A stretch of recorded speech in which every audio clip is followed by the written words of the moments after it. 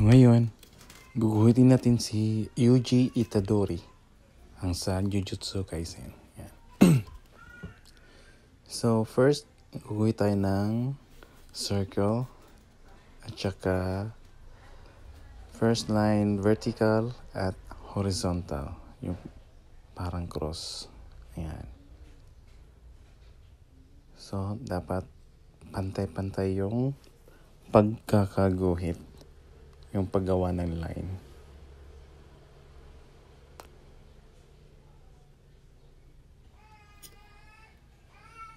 So, kailangan natin gamitin ng ruler at saka kahit anong ibang object ng bilog.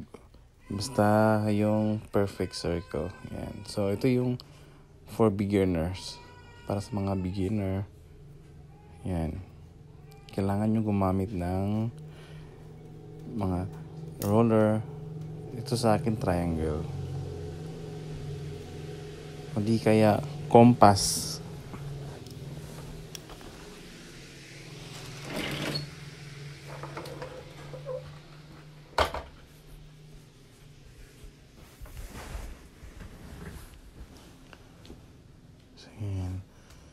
So first, ito para sa mata.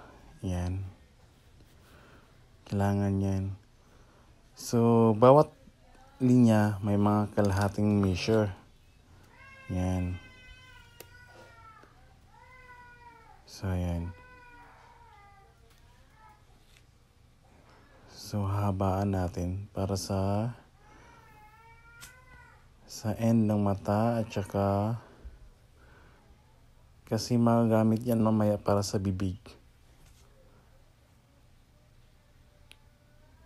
Yan.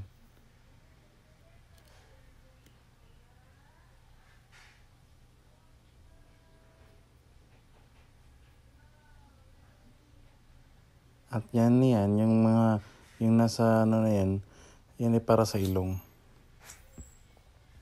Yan.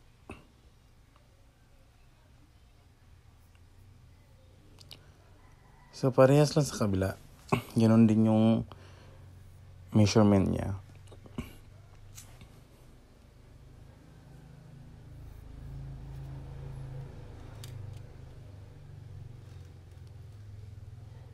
So, kapag magaling ka na sa sa mga measurement, pwede ka na hindi gumamit ng mga tools. Pero ako, gagamit muna ako para makita sa iba. Yan. Para sa mga beginner, ito yung gagawin nyo. Gumamit kayo ng roller at saka di kaya compass. Roller at compass.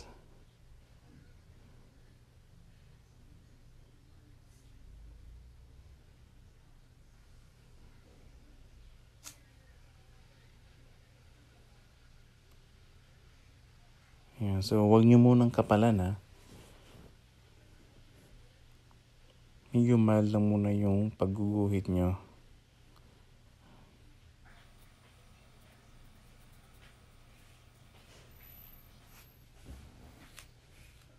Ayan.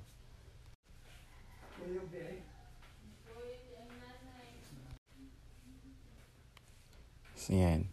So, the same lang yung mata sa kabila at saka dito.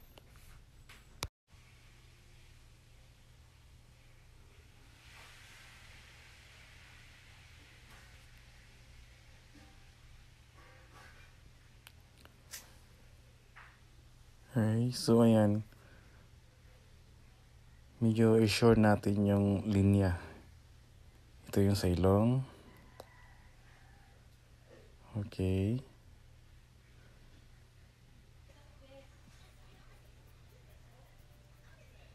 Yan, kailangan make it sure na medyo pantay silang dalawa, yung dalawang mata.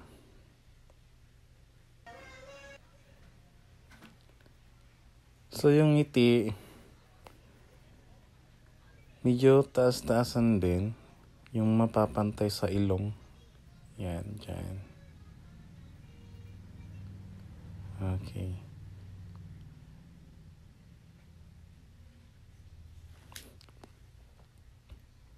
Tsaka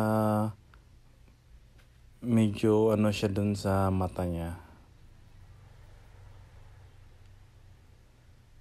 sa end. Pero wag gaanong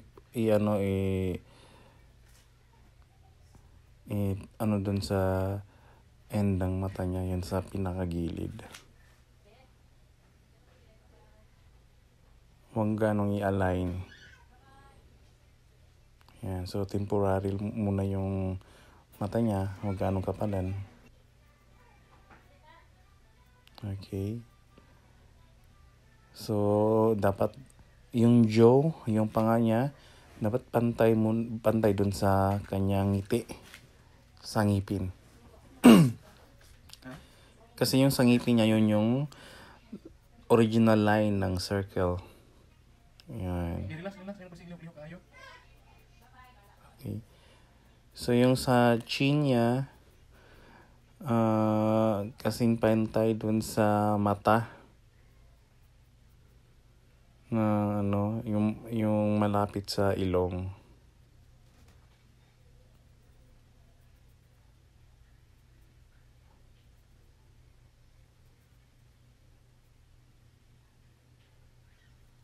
Okay.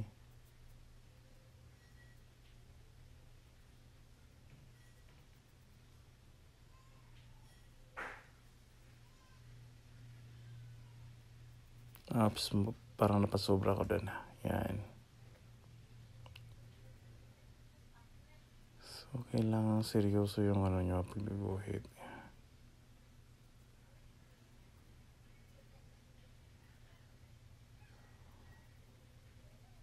Okay. So, ganoon pa rin, kailangan may measure yung sa noo niya. Naka-measurement din. Yan, kumbaga 1/8 ng measurement mula sa center. Yan. Naka 1/8 yung doon sa noo.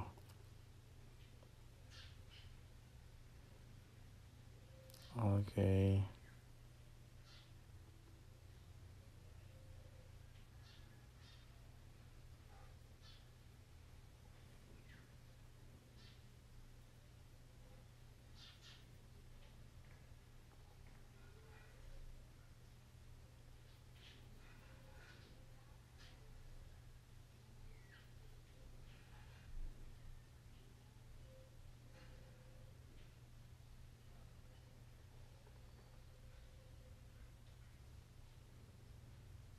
Yan, so nagamit yung mahabang yung linya para sa ngipin. Ayun tamang-tama Yung sa center, sa ilong, tsaka sa mata.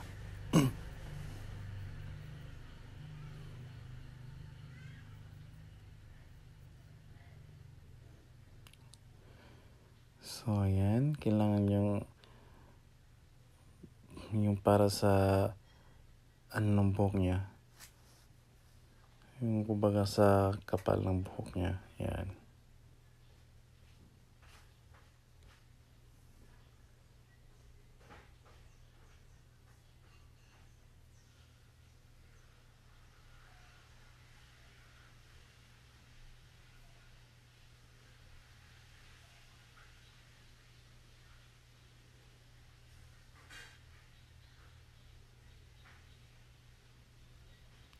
So, tanggalin yung mga detalye, yung mga line measurement para mas mag-finalize na sa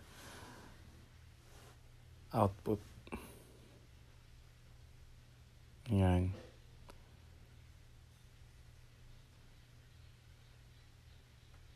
So yan, pwede ka na mag-shadings at saka kakapalan mo na yung mga linya. Okay. Anyway, may mga bawat numbers yung mga lapis na ginamit ko. So ito, 8B yung pang-finalize ko kasi mas maitim.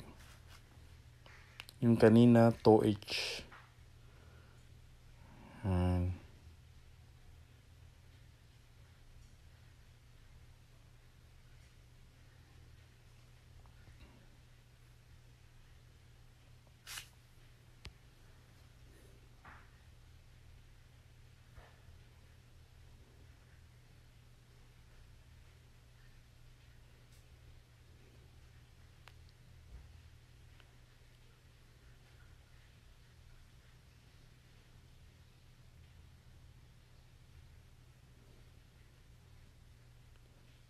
So, ito yung sa buhok niya.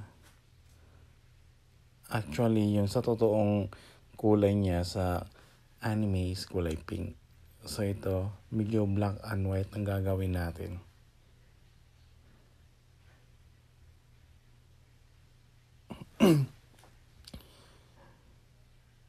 So, yung course ni Sukuna, ang ginamit kong lapis ay yung graphite charcoal. So, may halong charcoal to.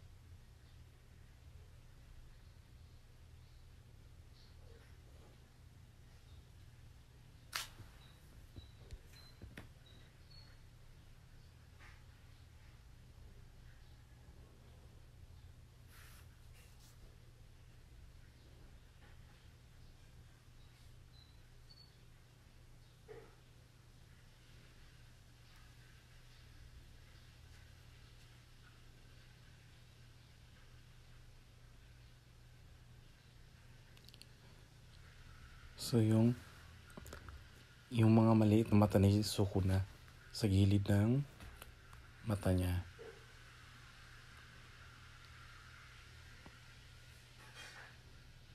So, ito na yung course niya.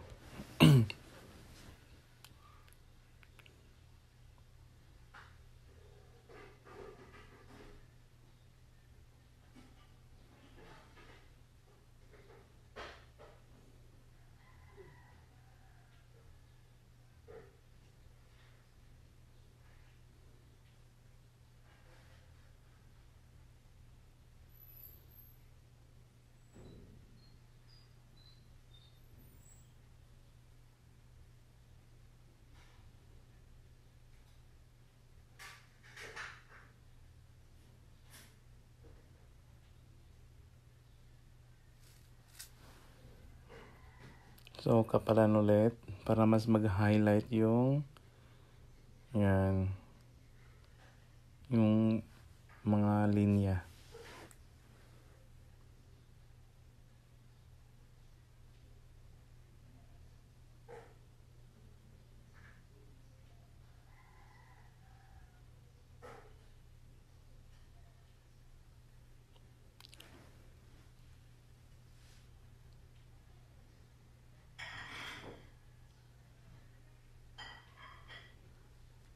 So, shading tayo gamit nito. Yan. So, yan. Para mas pantay yung itim niya. Yan.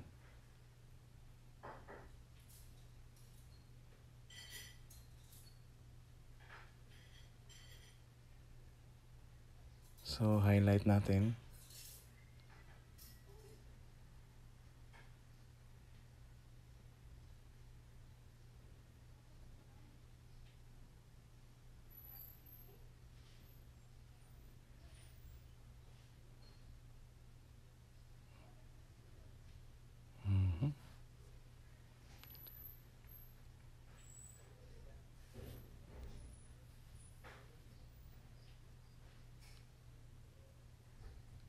Yan. Ganun lang simple.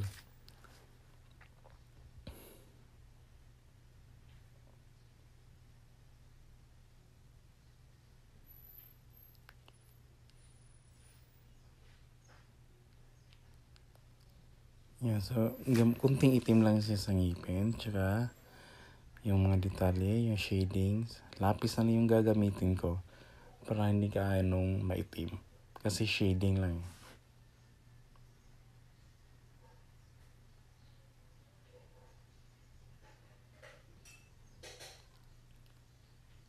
So, yan guys. Yung sa buhok, depende na lang sa inyo kung damihan nyo yung ano niya. Ako, so, ganito lang yung gagawin ko para yung matapos na yung oras.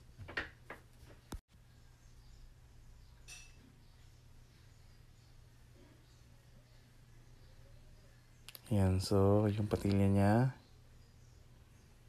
So, ito na yung ano niya. yung finalize. So, thank you for watching. So, you can do it yourself. Thank you.